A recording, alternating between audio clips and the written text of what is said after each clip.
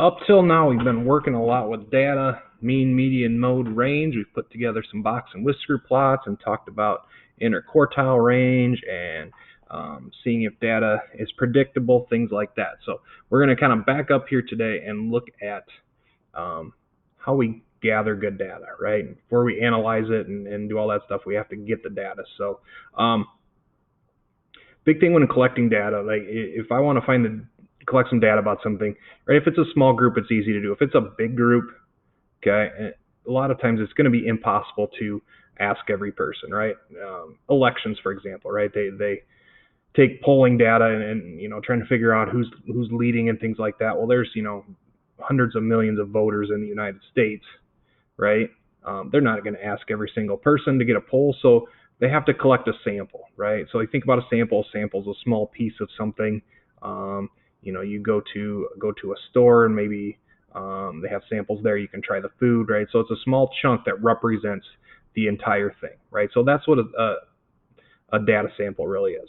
Okay, it's just something that is a smaller amount that hopefully represents the entire group. So just some terminology that goes along here. So if we look at an example, let's say our survey topic was number of books read by 7th graders in Richmond. Okay, so some terms here. First one there is population. All right. Now, when we talk about population, oops, that's not what I want to do. I shouldn't erase that. Let's try highlighting it. There we go. So a population is just the whole group that's being studied, right? So if I look at my survey topic, number of books read by 7th graders in Richmond, right? My population would be all the 7th graders in Richmond, right? If I want to find out who people were going to vote for in a presidential poll, right? My population would be the voters. Okay, so population is everybody. It's the whole group that you're studying, that you're getting data from.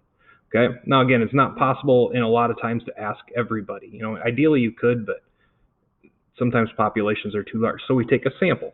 All right, so as a sample is simply just a part of the population, right? So if we want 7th graders in Richmond, well, we might just ask all 7th graders at Jefferson Middle School. Okay, so that's just one of the schools in that town, right? It's not all of the students. It's not all of the 7th graders. Just part of them.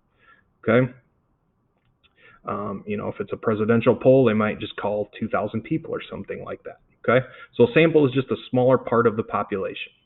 Okay. Now there's a couple of types of samples. All right. The best type of sample is a random sample. All right. A random sample is simply a sample in which each member of the population has a random chance or an equal chance of being chosen. Okay, so there's lots of ways you could do that, right? Imagine you wanted to poll the students at your school, right? You could put their names in a hat, draw out 50 names. You could put their names in a computer, have a computer randomly pick them. People that do polling will have them randomly pick phone numbers, things like that. So a random simply means each member has a random chance, an equal chance of being chosen. Okay, all right. A random sample is better representation of a population than a non-random sample. Sometimes random is harder to do, so they might not do it, but random is always better. Okay, when you're talking about sampling, that's kind of a key word. Random is good. Non-random, not so good. Okay, so if you want the best sample, you want to make sure it's random. All right, if I wanted to figure out, for example, if I wanted to know what the favorite math topic of my 7th graders is, but I only ask people in, let's say, an algebra class. If you're not in algebra class, you don't have a chance of getting picked. So that's not a random sample. Everyone doesn't have an equal chance of getting picked, right? Plus, they might say algebra is their favorite, or some of them might, whatever. So random sample, everyone has an equal chance, right?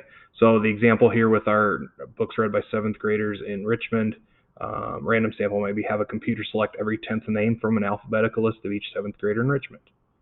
Okay, so everyone has an equal chance of getting picked in that case. Okay. Something to avoid is a bias sample.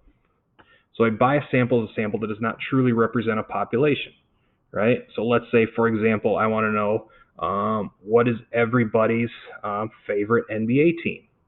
And then I went to a Los Angeles Lakers game and I asked everybody there. Well, more than likely, they're going to say the Lakers, right? That's a bias sample. It doesn't fairly represent the population. Okay. If I went to, let's say, a particular pizza restaurant and asked them what's your favorite pizza restaurant, well, they might say the one that they're at, right? It doesn't fairly represent the population, so you have to be a little bit careful of that, right? If I wanted to figure out what was everybody's favorite TV show, right?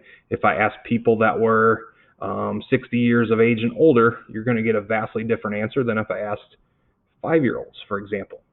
Okay, so you got to be careful of that, right? You want a random sample. It does the best job of getting a fair representation. A biased sample it doesn't represent the population very well. Our example here was all of the 7th graders in Richmond who are enrolled in honors English classes, right? They probably read a particular set of books that students that aren't in honors English class might read. So again, with sampling, right, it's a part of the population. The population's everybody. Okay, random sample means everyone has an equal chance. A biased sample is something that doesn't fairly represent the population. Okay. Again, to help avoid a biased sample, you should always use a sample that has been selected randomly. There's that keyword again, right? If you learn nothing else about sampling, best is to be random. Again, sometimes it's hard to do, but it's always the best way. Okay. Now we can use a random sample to make a prediction about a population. All right. For example, a factory produces 50,000 batteries a day. Okay. So they're going to test some, make sure they work. They're not going to test all probably 50,000 because that's a lot of batteries to test. So let's say they took a random sample of 200 batteries and they found 4 that were defective. So they want to kind of make a prediction of how many out of those 50,000 can we estimate to the factories producing each day. Okay. So the best way to do this is just set yourself up a proportion. So you're going to take basically half of your proportion as your sample, right? So if you look, I've got the defective batteries in the sample over the size of the sample. So you can see down here, I had 200 in the sample. 4 of them were defective. So basically I want to know if that ratio is equal, how many, so my unknown there, my n, can I expect out of the total, 50,000. Right, so I've got my defective batteries in the sample over the size of the sample, the defective batteries in the population, which we're trying to figure out, so that's why it's n, and the size of the population, all of the batteries, that's 50,000, right? And then use your cross multiplying there, so 4 times 50,000, divide by 200, and we get an answer of 100. So we can estimate, and again, it's just an estimate, right? Is it possible we pulled off the only 4 batteries that were defective? Yes, but the likelihood's pretty low. So it's just an estimate, but we can have a pretty good idea that that number's pretty close to how many defective batteries we can get. Okay, so we can use that sample size to figure out information about a larger population. Now there's things that you'll get into later on, margin of error, things like that we're not going to worry about. Kind of just starting off with the basics here, but if we take a sample, we can use that sample, we can create that proportion.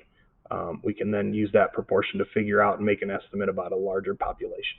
Okay, again, sample, random is good. Okay, that's the best kind of sample to do. We want to avoid biased samples because they don't represent the population, and we can use a sample then to help us make a prediction about the overall population.